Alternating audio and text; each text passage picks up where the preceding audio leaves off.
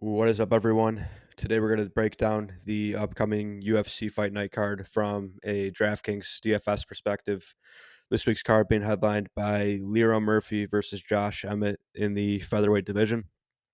As of right now, we have a full 13 fight card with one major hiccup. Martin Boudet, his opponent, Kennedy, fell out of the fight. So now you have a Martin Boudet at 7K. If I can find this fight, where is it? Did it get taken off again? Um, that's interesting. So as of right now, I think the Boudet fight is officially off the card.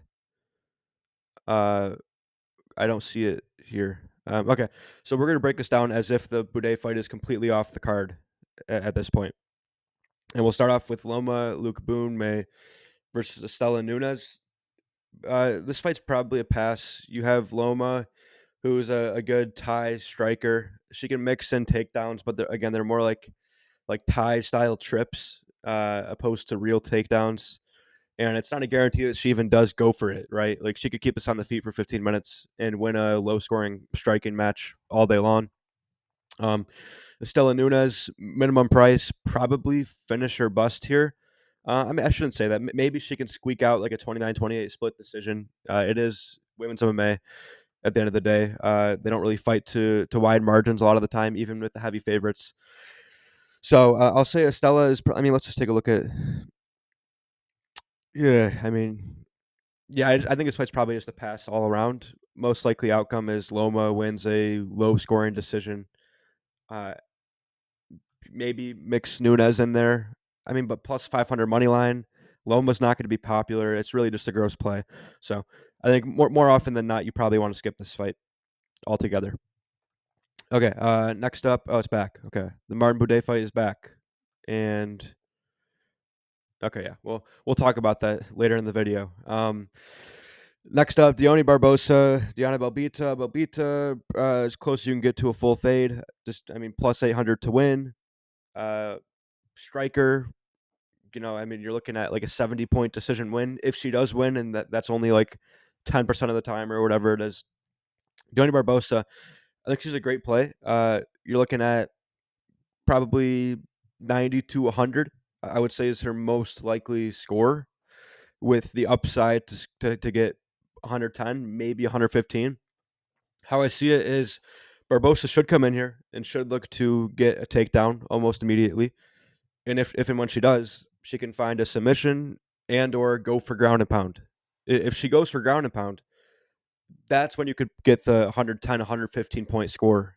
Um, if she goes for the submission, then you're looking at 90-point first round win, 5 points takedown, and like five or less than 5 points for control time and maybe a few pitter patter strikes.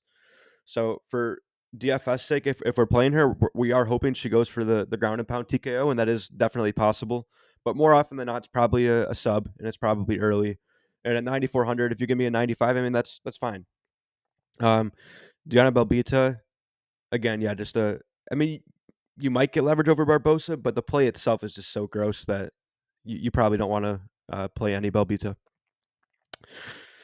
Next up, Lero Murphy, Josh Emmett, main event, 5 rounds. Josh Emmett's going to be a play you have to respect. I mean, he's plus 250 money line. He's got 5 rounds to work with.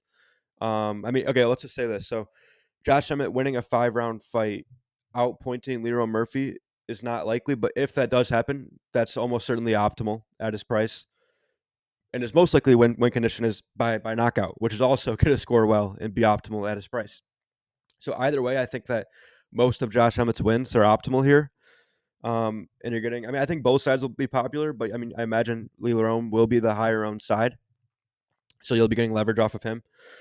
And then Leroy Murphy, on the other hand, for him, you're looking at like a floor of 95, 100 with the ceiling to break the slate of like 150, like we saw his last 5 round fight.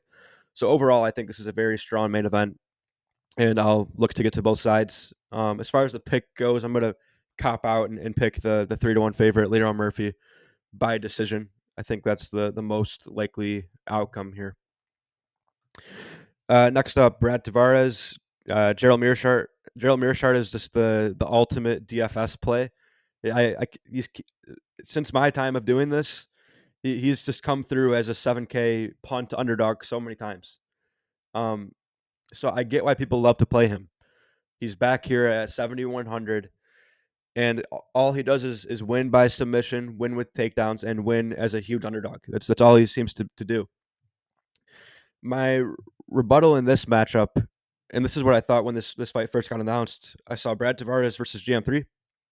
This is a nightmare matchup for GM3. Like, you talk about the guy in middleweight with some of the best takedown defense in that division. It's Brad Tavares. And then you have a guy in Gerald Meerchaert who needs takedowns to win. Almost every fight he's in, he's going to need takedowns to win. So it really is a rough matchup for him. As far as win condition goes, that doesn't change, in my opinion. Like, if Gerald is to win, it's going to be because he was able to get takedowns and potentially find a finish. So I respect the win condition, but I just don't think it's. I mean, this just comes down to, like, again, like, what do you do? Like, I just don't think he's going to win. But what does that mean?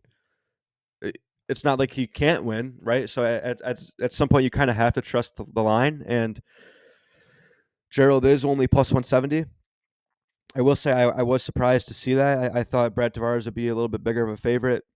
So I'm kind of conflicted on this one. I think for me personally, because I would make Brad Tavares a bigger favorite here, I'll probably come in under on Gerald. But if you really respect the lines, then Gerald is a great play here once again, like he always is. And then Brad Tavares on the other side. Listen, I've made grosser plays than this. Brad Tavares 9,100. It feels so terrible, but Gerald did just get rocked his last fight. Brad Tavares, I did see some aggression in his last fight. He's typically like where fantasy points go to die. That's typically what Brad Tavares is, unfortunately. But would I be horrified if I saw him in my lineups? No. In this matchup, I'd be willing to do it. So that's what I'll say about Brad Tavares. Like, definitely not a core play by any means, but I think as a contrarian option up top, it's fringy, but I wouldn't. I would do it. Is what I'm saying. I would be willing to do it. Okay, we'll move on to Torres Finney, and I guess for the pick, I'll say Brad Tavares by decision. I think that's the most likely outcome. So that's what I'll pick to happen. Torres Finney versus Valentin. Torres Finney. I think this is a great spot for DFS. So you have Torres Finney, who is a clear, phenomenal spend up option. You can see when you watch his tape and you look at the stat sheet. Oh, I won't show it here. Okay, because this is his UFC debut. Yeah, it's his UFC debut, so we can't see the past fights, but I can tell you. So Torres Finney is a guy who can rack up 7 to 10 takedowns in a fight, and from a real life fighting perspective, that's not good, because why is someone getting up on you 10 times, right? Like, why can't you hold them down? But from a DFS perspective, that is incredible. If you have a guy who's getting that volume of takedowns and has this level of finishing upside, I mean, minus 110 ITD, that's an elite play. So Torres Finney is extremely strong here, only 9K. But what makes it even better is you have Valentin, who has just as much finishing. I mean, he doesn't have the takedown upside, like, that's for sure. But if Valentin wins, I think it'll be by finish. And at the very least, I think you'll get a ton of leverage over Torres Finney. So long story short, I love this fight. I think this is like a very pure, classic DFS story. You have one side that looks like a great play, the other side that's just good enough. But because of the leverage, Valentin, I think, will end up being maybe even an even stronger play. So give me both sides of that fight. Moving on to Luis Gurule, right, versus Ode Osbourne. UFC debut for Gurule. Ode Osbourne coming off of a 3-fight skid. I think he's done. I think he's most likely done. From what I saw from Gurule on Contender Series, he's an absolute dog. He has great boxing, great cardio. Ode, he's dangerous early. He is slick with the striking early, but he tends to fade as fights go on, and he cannot defend takedowns. Those have been his two weaknesses, are the cardio and the takedown defense. I didn't watch enough tape on Gurule to know if he really can bring that wrestling pace to this fight, because his Contender Series fight, he fought a really good wrestler, so his game plan was to stuff the takedowns and brawl. So I don't know if he actually has good offensive wrestling himself. I should look into that more. But if he does, I mean, I'm even more confident in Gurule here. I'm going to say Gurule. I mean, late finish is not out of the question. Most likely outcome probably striking based decision with some decent volume, I would say. I wish he was a bit cheaper. 8,900 is a bit rough for his style, at least from what I've seen.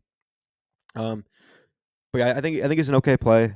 And then Ode Osbourne at the price has to be respected. I mean, a win from him. He does have some power in his hands early.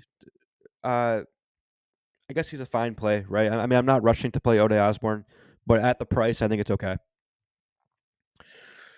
Next up, we have Victor Henry versus Pedro Falcao. So Victor Henry, this is a play where I said I was willing to play Brad Tavares, even though it looks like a horrible play on paper.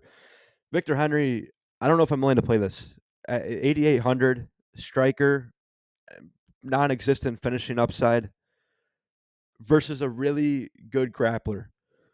So, even if Victor Henry does win, when you're spending the whole fight or a large majority of the fight defending takedowns, that means you're not able to accumulate your own fantasy points, right? So you have just a bad matchup for fantasy point upside. He already isn't a high upside guy. He's a striker. He has a poor ITD line. I mean, he kind of ticks all the boxes of a really terrible play. So he's pretty close to a full fade in my book. Pedro Falcao, grappling upside, wrestling upside, control time, all of that stuff. I think he's a great underdog to target. 7,400. Yeah, I like the Pedro side of this fight. Moving on, we have Joe Anderson, Brito, Pat Sabatini. I think this is a phenomenal fight to target. Very binary. You have Brito, who has a lot of power in his hands, and Pat Sabatini, who seemingly can't take a punch. So any moment this fight takes place on the feet, I think that Brito is live to land a knockout. And if Pat Sabatini is able to get takedowns, again, that's a big if. I've seen him get shucked off by Diego Lopez. I've seen Brito. I mean, Brito's a strong guy. Like, he's very physical. He can defend takedowns. But if Sabatini does win, like a pure win condition, Sabatini wins, it's through grappling. It's through possibly a submission. And it's through a lot of fantasy points. So I respect both sides of this matchup. I have to go with Brito as the pick because every fight starts on the feet. And I've seen Pat Sabatini struggle to get the fight to the mat at certain points in his career. And again, I think it can only take one. I'm telling you, this Brito guy hits very hard, and Pat Sabatini seemingly cannot take a punch. So I'm going to say Brito round 1 KO is the pick. I mean, look at this. This ITD lines is phenomenal. Sabatini, great ITD line as well with the grappling upside. I like both sides. Maybe slight preference towards Brito. But I'm gonna get all of that one for sure. Next up, Frunza versus Mckee. Mckee coming off of I think he's 0-4 in the UFC, right? Yeah, so 0-4 in the UFC. I think he might be able to get his first UFC win here. Frunza, from what I see, he has a lot of power in his hands. He's a bit reckless. I just think this is a close fight. Like, really, at the end of the day, without going into the X's and O's, I think it's a competitive fight, a close fight. I think Mckee has grappling upside. And at the price, I mean, 7,600, I like Mckee a lot. And I also like Frunza. I think Frunza's fine as well. But because of pricing, I could see myself getting to a lot more Mckee when I get into the lineup construction. But as a pure play, I think both sides look equally as good. And that's pretty much it for that fight. Daniel Santos, Davey Grant, the hipster underdog of the week. No, thank you. Also, you add on the fact he really isn't a DFS scorer at all. He's a rangy striker. He can put up high volume every now and then, sure. I know his last fight he did, right? Like 89 points. So he is high volume at times, but in general, he's not a great scorer. Daniel Santos, very hittable. I will admit he's very, very hittable, but has a lot of will to win. Very good pace. I saw a lot of people saying that Santos slows down. I guess it's true. I mean, the fights that I was watching, that wasn't true. I mean, Castaneda, he came back after getting dropped a bunch of times earlier in the fight and broke Castaneda and was able to find that TKO in round 2. That was impressive.